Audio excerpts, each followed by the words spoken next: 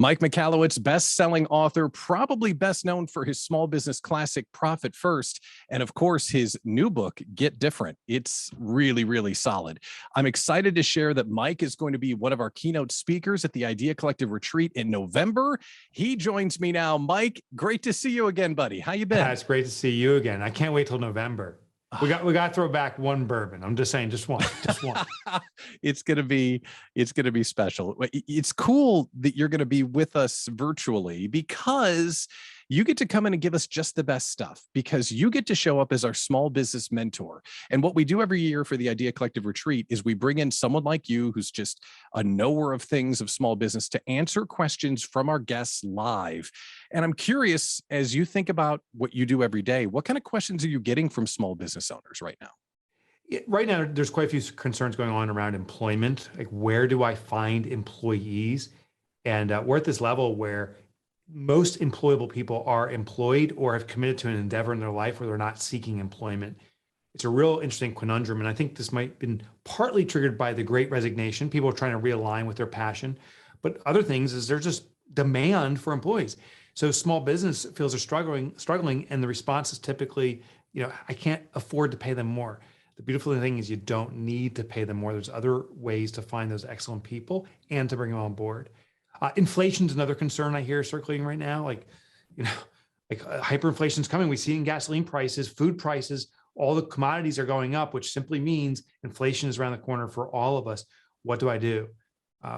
So those are two of the common things. But I think there's also these global concerns with what's going on in the Ukraine, other events with COVID and so forth. There's a lot of concerns, like, how do I stay focused on a small business when there's this macro change going on and all these threats in the world?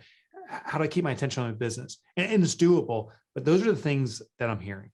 It's a dynamic situation, and to have you come in and guide us one way or the other is really going to be great, because we'll end up having like 90 minutes with you, which is just incredible. So we'll have this list of small business owners that'll all have questions that I'm sure you'll be able to help them with. One of the things that happens to all of us is we get distracted. It's easy when you're a solopreneur, especially, like there's a new mission you're working on or something you're trying to bring to market, and you might ignore some of the basics. Just in general, if you're trying to build your own business, are there any certain basics or best practices you wish people would spend more time on to grow?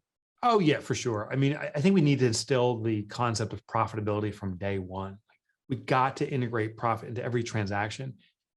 I just was talking with a company, and I won't share who their name was. It's a VC-backed company, and they're not profitable, and they're looking to raise money. And what he was explaining was, it's getting hard to raise VC money. It was so easy before, but we're at this .com bubble.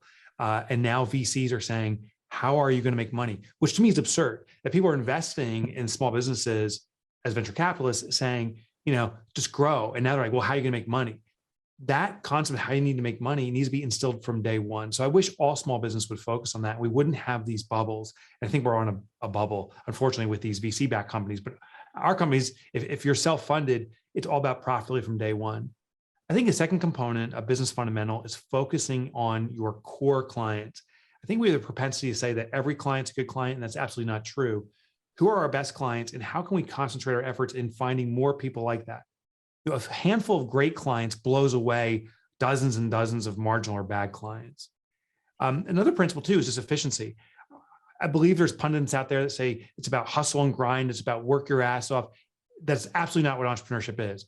The number one job of an entrepreneur is to be a creator of jobs. Our job is to set vision, planning, and then bring on the resources, the technology, the people to make that vision a reality. So if we align around those three things, in the right clients, building a business that's profitable with those right clients, and building a business that doesn't depend on us, that is a very healthy business. I want to ask you about your new book, Get Different, in a second, but I want to reflect on what you just said. Yeah. Looking back on writing Profit First and really making this awareness of, hey, everybody, we should have profit in our business every day, and being known for such a simple yet profound concept. Every once in a while, does that just make you go, duh, of course we should have been talking about this the whole time? Well, yeah and no, because I didn't think about it for the first 15, almost 20 years of running my own businesses. I was like, profit's going to come around. I live that so deeply and so painfully when I was losing my house. I didn't understand that concept. And so I appreciate why others don't see it. We're blinded by this future vision of just grow your way out of it. And so it is kind of a duh thing once you really realize it, but it is very normal not to realize it. As someone that's written a bunch of books, before we get into the guts of Get Different, which is the latest one, what is your process like? Like, when do you realize, oh, I have a topic I'm going to write a book on? How do you find that awareness and then start making it come to life? Yeah, it's fine because I get so excited about it. I'm literally, after this call, I have a call with my publisher to discuss the next book, which is about employee engagement. How it comes about is I am very lucky to be in contact with so many readers, and I ask for their feedback dynamically. So the people are emailing me saying, hey, I implemented Profit First, and this is what's going on. And I ask them, what other challenges are you facing? So I collect this. I have about 20x concepts that I want to write about. I just don't know if the timing's right. So I listen to that common thread of what people are saying. And right now it's around employment. I can't get great employees. I can't retain people. When I do bring them on, some folks it's kind of muddle along. They don't perform at their highest levels. What do I do? I've heard it enough times right now. I'm like, oh, okay, this is the book. The beautiful thing is I've already been collecting research. I'm actively doing that all the time. I already have some of the solutions. Now we're testing them actively right now with small businesses, the solutions that we believe work. And once we prove out they do work, that becomes codified into the book. So that book's still 1.5 years, maybe 2 years out. But that's how I get the ideas. It's just listening to my audience.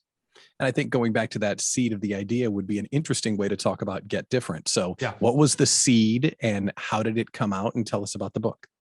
So it's funny. I remember that one vividly. I was asking an audience during another presentation. I said, just for my own education, tell me, what's your source of leads? And people started stepping up and saying, oh, I have a really unique approach. I use social media, right? And then this other person's like, well, what we do is we mail out postcards. Another person says, well, we do email blasts.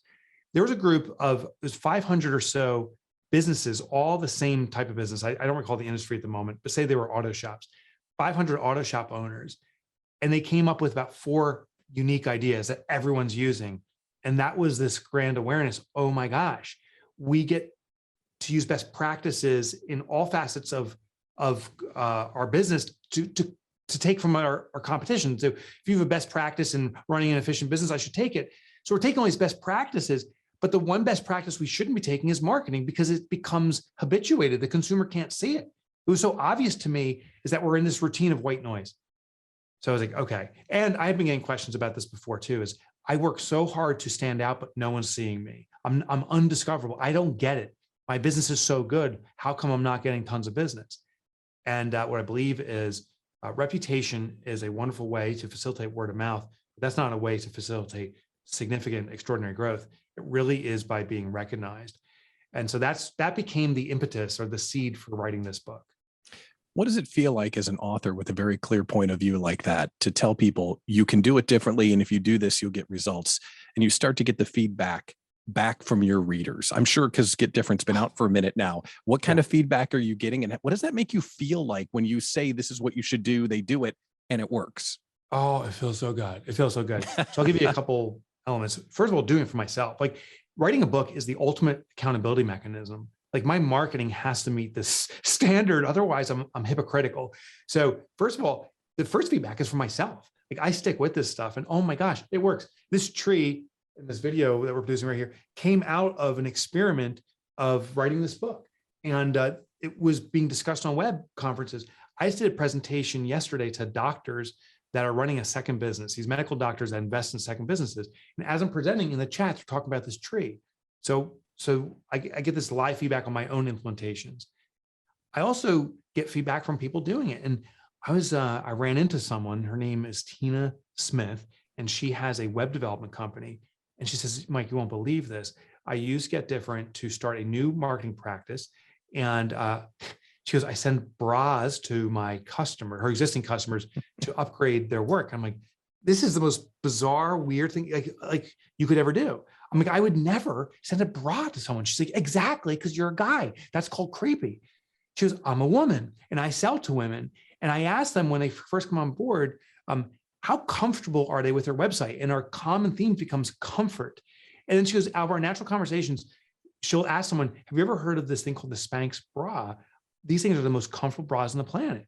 And most of her prospects had never heard of it. She goes, well, you deserve comfort. And she sends bras. She goes, it's so remarkable. It's so authentic that out of the, I think 10 instances she did, she got, it was like 7 or 8 project upgrades, substantial upgrades, so much. She said, we had to stop doing it. We have too much business. And I was like, oh my gosh, this is beautiful. So that story was just a recent one. So it landed with me because it was different. And when I first heard it, it was almost weird, but then it made sense. I love hearing that a business is in a position, and I get this from other readers too, where they can now control their lead flow, that they don't have to sit and wait, biting their fingernails, hoping opportunities will come in, that they can deliberately turn things up, or in Tina's case, turn things down. That's the type of feedback I'm getting, and I love hearing that. That's fantastic, especially to have an example that's that different and it's working.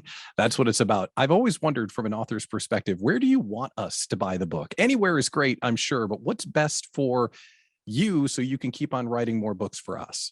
Oh, thank you. So the best is Amazon. And I'll tell you the reason why. Amazon is the more than 800-pound gorilla. It is the gorilla. Like, it's everything. But what happens with Amazon is their algorithms attuned to observe traffic and purchases. So if a listener right now feels compelled to get a copy, Get Different, thank you, is the best of what I have. It's my download of all the notes. I hope it will serve you extraordinarily well. And if you do get it on Amazon, honestly, you're serving me extraordinarily well, because it starts spreading the word. The Amazon algorithm starts marketing it to other people. It says, oh, this consumer who also likes these different things bought this book. So let's target our list of consumers that have similar behavioral patterns and tell them about the book. So it's the best way to help market the book if you get it on Amazon. Well, we couldn't be more excited to work with you, to have you as our mentor at the Idea Collective Retreat in November. It's going to be fantastic. Mike, thanks for partnering with us again. We really appreciate it. Oh, it's my joy. A bottle of Woodford bourbon will be in the mail for our virtual drinking session. I love it. Can't wait. Get your tickets now, on sale, smallbizretreat.com.